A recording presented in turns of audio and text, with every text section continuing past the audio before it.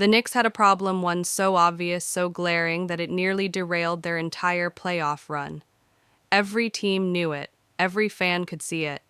It wasn't about talent or effort, it wasn't about defense or chemistry.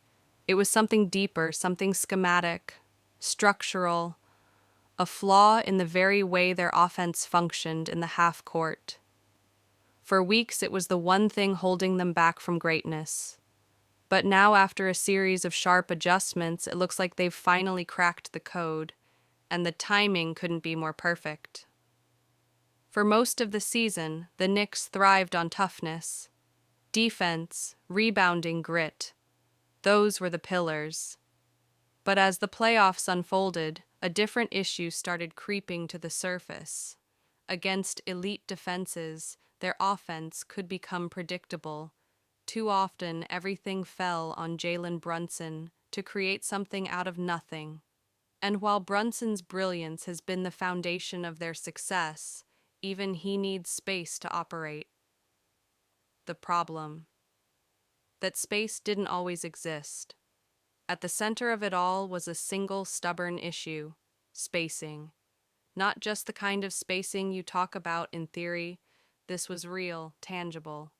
The kind where one player's presence on the floor changed how every other defender reacted. In this case, that player was Josh Hart. And look, Hart brings so much to the table. He defends, rebounds, hustles, plays with heart.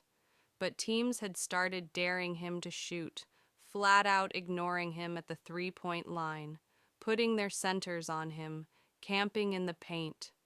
It was a blueprint for shutting the Knicks down, and in Game 3 against Boston, it worked to perfection. Boston's strategy was simple: use Kristaps Porzingis or Al Horford to guard Hart, then completely sag off him. Don't just give him space, dare him to shoot.